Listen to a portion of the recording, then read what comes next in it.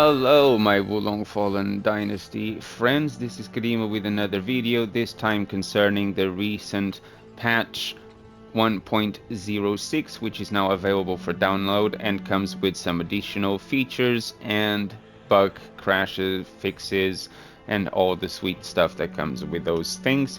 But most importantly, and the reason for this video, is an update on the state of what this patch brings onto the table.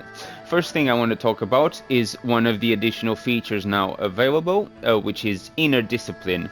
So they added the new feature Inner Discipline, which allows players to set their own maximum morale rank. This is accessible via battle preparation, which I'll show you. And then Inner Discipline in the battle flag menu. So if you go into the battle preparation, Inner Discipline, this is how you find it, which allows you to change your maximum morale rank. So what does this actually do? Basically, it will allow you to set a maximum morale rank to achieve while you are completing your battlefield.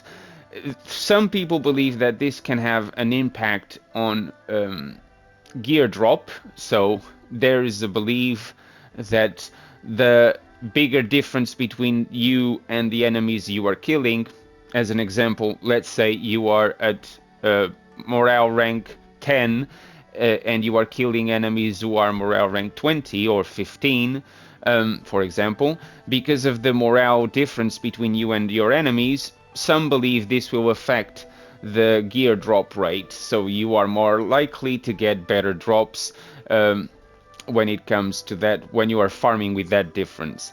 So this is yet to be tested. I haven't tested this myself, or should I say I did kinda test it, but I couldn't come to any specific or viable conclusions. The results I was getting were not really consistent. At times, having a massive morale rank difference between me and the enemies kind of seemed to make a difference, and I kind of had a feeling I was getting better loot, but then I allowed myself to go all the way to the same morale rank or even above the enemies I was killing, and I was kind of getting the same drops happening. So I'm not sure that makes a big difference here. Maybe it does now with this implementation. I might conduct some tests myself. If you want a view guide on how to do these things, it's available here, and this is how you change it for the battlefields you are about to go on. Next thing I want to talk about is the changes they made to the reinforcements menu, so that handshake icon will now be displayed next to the companions who have accompanied the player at least once. This is to do with trophy guides. It's a quality of life improvement. So if you go into the reinforcements, just under the name, you can see Zhang Liao, just under his name, and between his name and sworn brother Full Gouge, there is a handshake there. This will show you that these NPCs have accompanied you at least once into battle, making your life a bit easier to figure out which ones you are missing to get that sweet trophy to pop up. It's just a small improvement, but it does help. There's also the added feature of an icon to display the location of Zone C and the blacksmith on the mini-map. So if I get closer to these now, you can see on the mini-map on the top right corner, it shows a little house icon, which helps you locate the old man where you can buy rank 9 leather and steel. And on the mini-map, if I get close to the blacksmith, it shows a little hammer in orange color, which also makes it easier for those who are unfamiliar with the map, and makes it easier to locate these. There's also an added feature to the set bonus and this discipline, Inner Discipline, to the tutorial section under Documents, which you can consult if you feel like it. There are some adjustments and bug fixes, as I said, major bug fixes, minor bug fixes, which I'm not going to go through all of them. You can consult these at the website. If you just Google Team Ninja Wulong patch notes, something like that, you can easily find the website with the patch notes and review all the bug fixes and adjustments. I mean, I was expecting something else a bit to be available, such as the fact that if you want to upgrade more pieces of gear all the way to rank 9, you're going to need rank 9 steel and rank 9 leather. And unfortunately, these continue to cost a massive fortune of 30,000 accolades. I was expecting this would have been lowered the price, which isn't the case. I hope they do that in the future, or at least make them more available with farming, with gear dropping at +9, so you can then salvage it and get those pieces to upgrade the gear that you actually want to use. Unfortunately, that wasn't done. Maybe in a future patch it will be done. Another thing I would like to talk about, of course, is the lion roar. Yes, everybody knows it is bugged.